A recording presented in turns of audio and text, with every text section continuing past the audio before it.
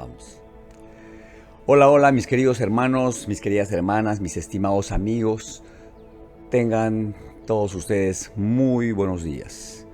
Después de este hermoso tiempo que hemos compartido como congregación, como iglesia del Señor, alabando y adorando a nuestro buen Dios, nos disponemos ahora a recibir su palabra en nuestro corazón. Estamos estudiando el capítulo 12 de la carta del apóstol Pablo a los romanos, que en la traducción de la Reina Valera del 60 se consigna bajo el título de deberes cristianos. Y en las semanas anteriores hemos visto los dos primeros versículos, ¿ya? Y hoy vamos a estudiar el versículo 3 de esta carta, que dice así: Digo pues, por la gracia que me es dada, a cada cual que está entre vosotros, que no tenga más alto concepto de sí que el que debe tener, sino que piense de sí con cordura, conforme a la medida de fe que Dios repartió a cada uno. Que Dios bendiga su palabra. Pablo empieza este versículo 3 diciendo: Digo pues, por la gracia que me es dada. ¿A qué gracia se refiere Pablo? ¿Cuál era esa gracia? Y para responder esa pregunta tenemos que ir al capítulo 1 de esta carta. Y en el versículo 1 encontramos la tarjeta de presentación de Pablo. ¿Qué dice Pablo de sí mismo en el primer versículo de esta carta? Dice: siervo de Jesucristo. Siervo de Jesucristo, llamado a ser apóstol, apartado para el Evangelio de Dios. ¡Wow! Esas eran las credenciales del apóstol Pablo. Volvemos al capítulo 12 y al versículo 3 de esta carta. Miren, para que Pablo haya tenido que sacar su carta de presentación, se haya tenido que presentar con todas sus credenciales, era porque seguramente él tenía información acerca de los respingados, de lo alzados que estaban los creyentes de la iglesia de Roma. Así que, haciendo uso de su autoridad apostólica, le sale al paso a esta corriente de pensamiento presuntuoso, ¿ya?, que imperaba en esta iglesia y que lamentablemente impera aún en la iglesia de Jesucristo hoy día. Este pensamiento presuntuoso que es contrario al pensamiento y al carácter de Jesucristo. Acuérdense que Jesús dijo: aprendan de mí, que soy manso y humilde de corazón, y hallarán descanso para sus almas. Como les digo, lamentablemente esta sobreestimación sigue imperando todavía en la iglesia de Jesucristo, sobre todo en ciertos líderes espirituales que se supone deberían ser los principales referentes de Jesucristo, y referentes más aún en relación a su carácter sencillo, sensible, humilde. Pero no, pues, porque ahora mismo hay creyentes y hay líderes espirituales que han perdido la brújula, que han perdido la perspectiva correcta, la que el Señor nos señaló y nos marcó, y desde la cual debemos ejercer nuestra influencia como líderes espirituales. Mucha gente anda desubicada, hermanos, porque se han olvidado de que Jesucristo, es la cabeza. Y como dice la carta a los Efesios, al ser Él la cabeza, todo el cuerpo, bien concertado y unido entre sí por todas las coyunturas que se ayudan mutuamente según la actividad propia de cada uno, de cada miembro, debe recibir su crecimiento, su desarrollo, para ir edificándose en amor. Hermanos, Romanos 2:3 toca un área sensible de la iglesia, porque resulta que cuando un hermano o una hermana accede por la gracia de Dios, ¿sí?, a algún puesto de influencia, ¿qué pasa? Afloran las verdaderas motivaciones que le mueven en la vida y se ponen de manifiesto todas las fracturas de su carácter, como por ejemplo autosuficiencia, egoísmo, intolerancia, orgullo, ingratitud, irrespeto, en fin, etc. Porque al estar al frente de una congregación, miran a los demás por encima del hombro y aún más, se encaraban en un pedestal, porque creen tener el derecho de sojuzgar, de someter, de imponerse a los demás. Y abren la Biblia para exponer su causa personal, porque encuentran pues escritura que sustenta, según ellos, esa postura. No, hermanos, la palabra es clara. La palabra, por eso siempre decimos que es viva, porque muestra el carácter de un Dios vivo. Y miren, nosotros podemos tener la unción del Espíritu Santo y Dios nos puede haber, por su gracia, dotado de capacidades sobrenaturales para el ejercicio del ministerio. Y hay que hacer uso de todas las herramientas disponibles, de todas nuestras capacidades naturales. Y hay que hacer uso de todas las posibilidades que Dios permite para el avance y el desarrollo de su obra. Y está bien, y hay que hacerlo bien. Dios comparte todo eso con su pueblo, con sus hijos. Pero lo que no puede compartir y nunca va a compartir con nosotros, ni con nadie, es su gloria. Él es el Rey, Él es el Señor, es el soberano, el Altísimo, el Eterno yo soy. En fin, pero hay mucha gente, repito, que cree tener el derecho de, en nombre de Dios, decidir por los destinos de la gente. Ahora, haciendo un pequeño paréntesis, miren, los estudiosos de las cartas paulinas afirman que la carta del apóstol Pablo a los romanos es una extensión o una versión amplificada de su carta a los gálatas, porque existe una similitud, ¿ya? Hay muchas coincidencias entre ambas cartas. Si bien la carta a los gálatas es emotiva, impulsiva, enérgica, digamos visceral, ¿ya?, la carta a los romanos, en cambio, es más bien reflexiva, calmada, bien estructurada, pero la línea de pensamiento es la misma. Entonces, encontramos una conexión entre el versículo 3 de la carta a los romanos y lo que Pablo escribió en Gálatas capítulo 5. Ya, en los versículos 16 y 17, el apóstol escribió: digo pues, andad en el Espíritu y no satisfagáis los deseos de la carne, porque el deseo de la carne es contra el Espíritu y el del Espíritu es contra la carne, y estos se oponen entre sí para que no hagáis lo que quisierais.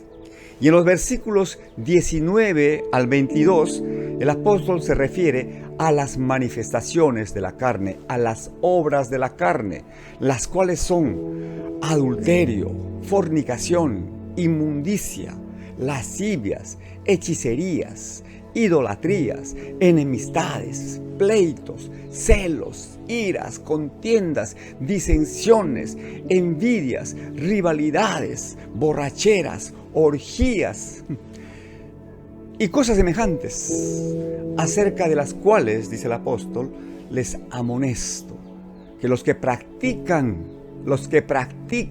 estas cosas no heredarán el reino de los cielos. Mas el fruto del Espíritu es amor, gozo, paz, paciencia, benignidad, bondad, fe, mansedumbre, templanza. Y contra tales cosas no hay ley. Y continúa el apóstol Pablo escribiendo en su carta a los Gálatas. Dice: pero los que son de Cristo han crucificado la carne con sus pasiones y deseos. Y si vivimos por el Espíritu, andemos también por el Espíritu. Atención a esto. Concluye diciendo, no nos hagamos vanagloriosos, irritándonos unos a otros, envidiándonos unos a otros. Ahí está. Hermanos, una persona que es sensible al Espíritu, que se deja guiar por el Espíritu, definitivamente puede ser usada también por el Espíritu. ¿Cómo? ¿O a través de qué? Pues a través de los dones espirituales precisamente, tales como palabra de sabiduría, palabra de ciencia, discernimiento de espíritus, dones de sanidades, fe, operación de milagros, diversos géneros de lenguas, interpretación de lenguas, profecías. De todo esto vamos a hablar más adelante en el desarrollo de esta carta, de estos deberes cristianos. Miren, cuando Dios usa a una persona con estos dones y con otras capacidades, potenciando su vida para el ejercicio del ministerio, ¿qué va a ocurrir de manera lógica? Pues la gente va a voltear la mirada hacia él o hacia ella y le van a poner un título. ¿Cuál es este título? Este es un hombre de Dios. Esta hermana es una mujer de Dios. ¡Wow! ¿Qué tal unción? ¿Cómo usa a Dios a este hermano, a esta hermana? ¿Sí? Y ahí empiezan los problemas. Ahí empiezan los problemas para este hermano o para esta hermana. Presten atención. Los pecados que cometemos, ¿ya? Todos los pecados que cometemos son el fruto, son el resultado, el producto de nuestra carne. ¿Ya?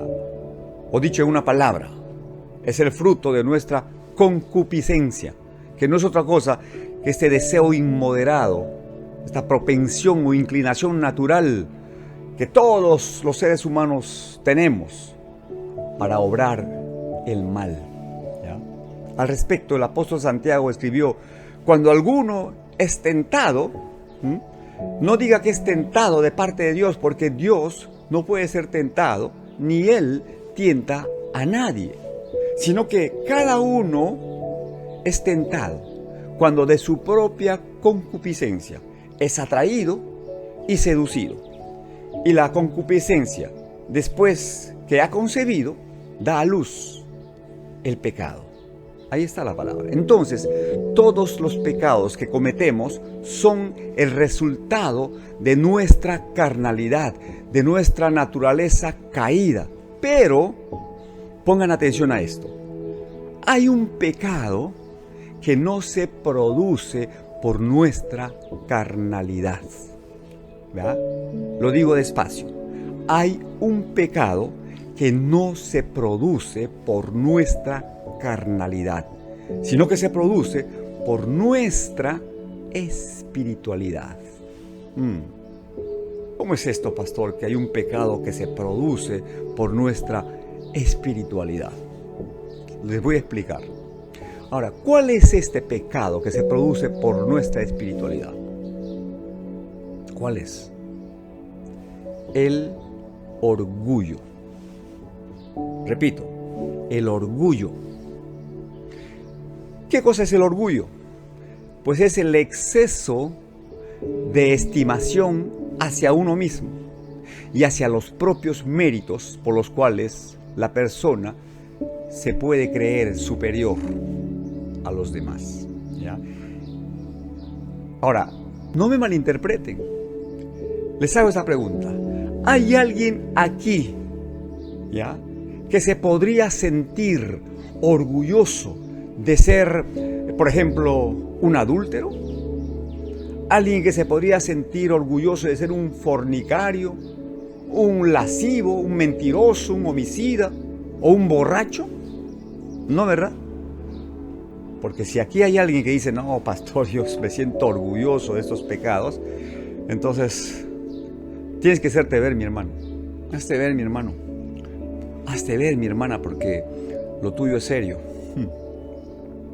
definitivamente el orgullo no viene por las cosas malas que hacemos, no. Viene por las cosas buenas, por aquellas en las que damos en el blanco. Porque miren, moverse y operar en el poder del Espíritu Santo, ¿es bueno o es malo? Pero por supuesto que es bueno, es buenísimo. Cuando Dios, ¿verdad?, se siente honrado, agradado, porque hacemos que su reino avance en este mundo, ¿verdad? Él nos honra con su respaldo. Dios tiene siempre la mejor opinión acerca de nosotros. Ese no es el problema.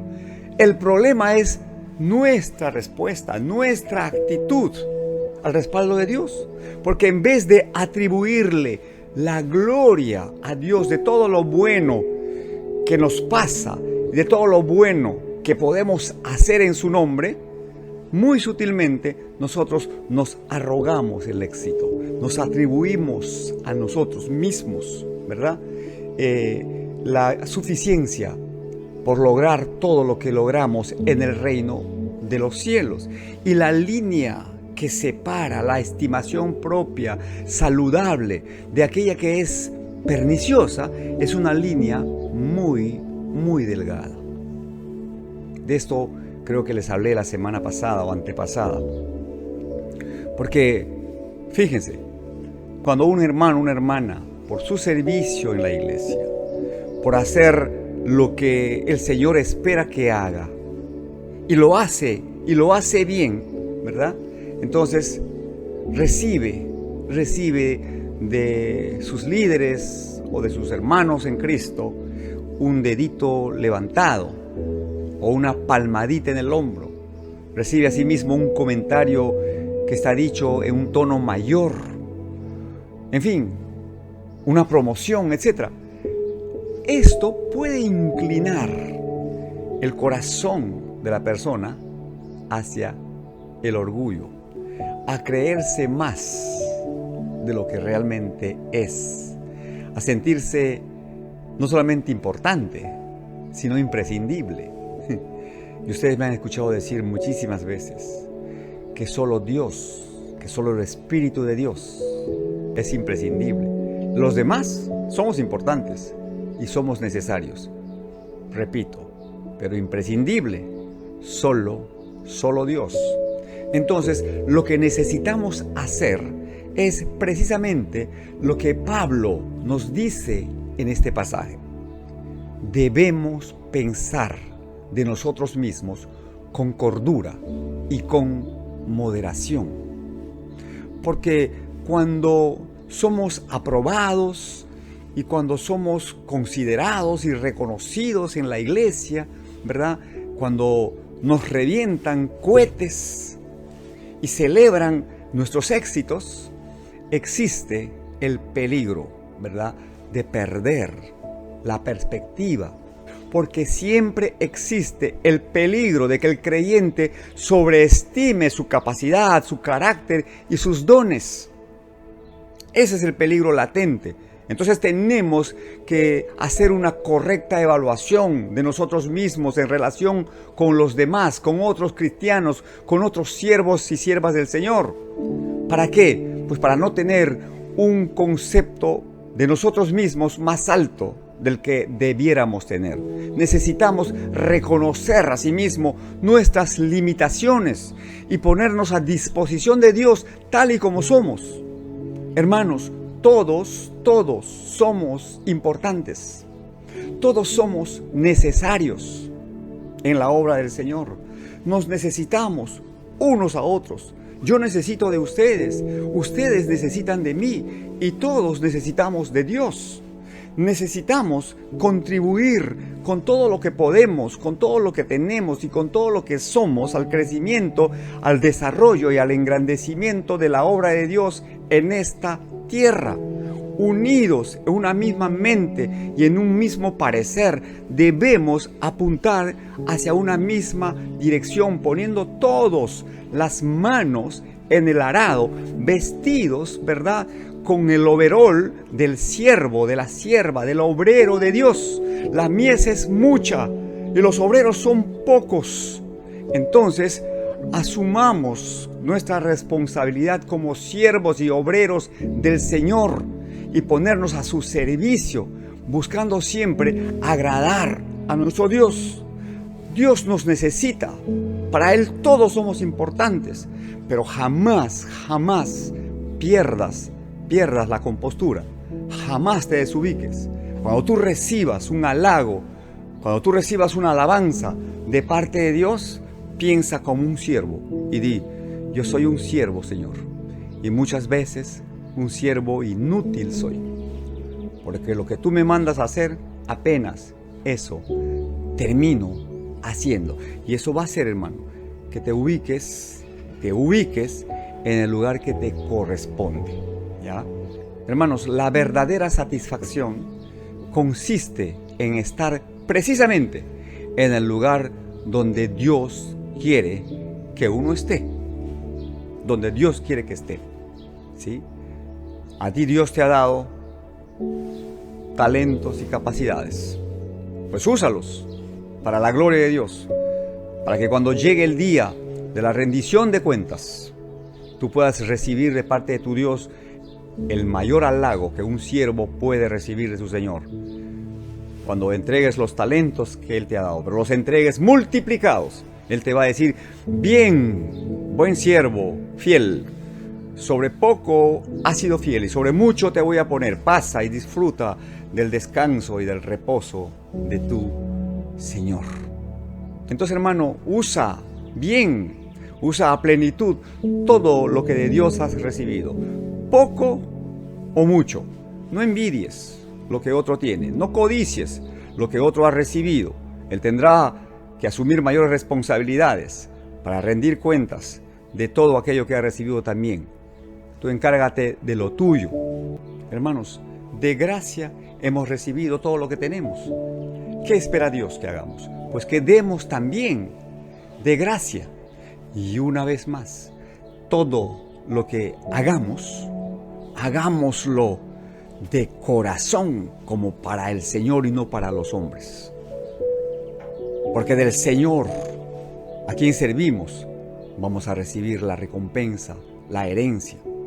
Jesús dijo: saben que los gobernantes de las naciones se enseñorean de ellas y los que son grandes ejercen sobre ellas potestad. Pero entre ustedes no tiene que ser así, no será así, sino que el que quiera hacerse grande entre ustedes tendrá que ser el servidor.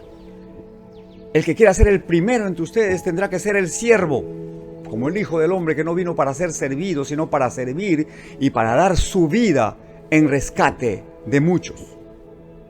Y pasó del dicho al hecho. El Señor cogió un lebrillo, una palangana o una tina, la llenó con agua, se ciñó una toalla y empezó a lavar los pies de sus discípulos en señal de humildad. Y cuando terminó, les dijo: ejemplo les he dado, vayan y hagan ustedes lo mismo. Ahora, eso no significa que tenemos que ir por el mundo lavándole los pies a la gente.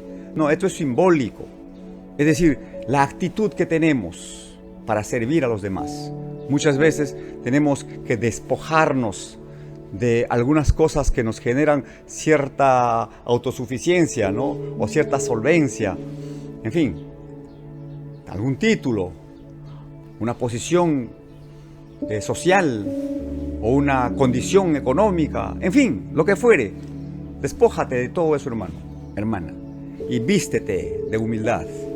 Vístete como un hombre o una mujer de Dios e inclínate ante tu Señor. Y al inclinarte ante tu Señor, te pondrás a la altura de las necesidades de la gente. Y desde esa posición, ¿verdad?, de humildad, seguramente te harás grande. De esa posición de humildad emergerá tu verdadera estatura espiritual.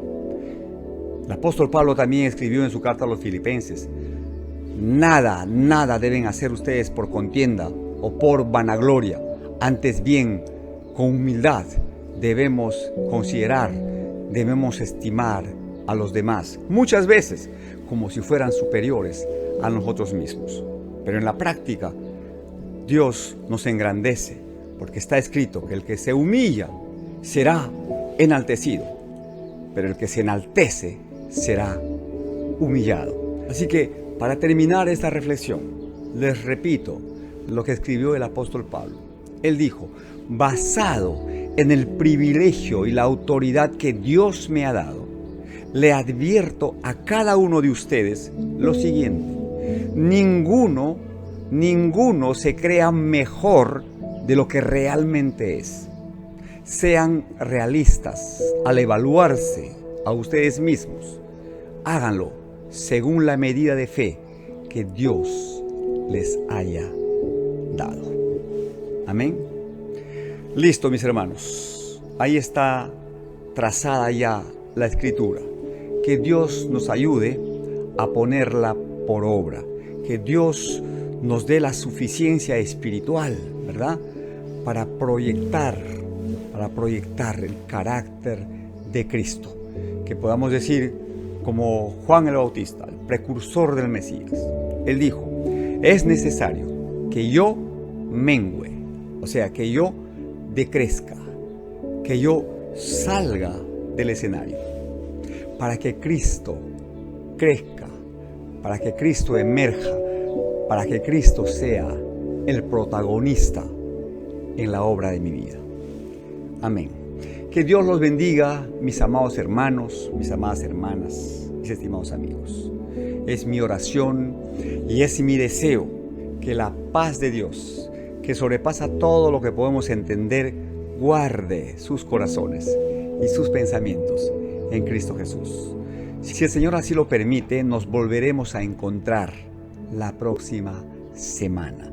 Mientras tanto, que el bien y la misericordia del Señor les sigan todos los días de su vida. Que así sea. Que estén bien, mis hermanos. Adiós.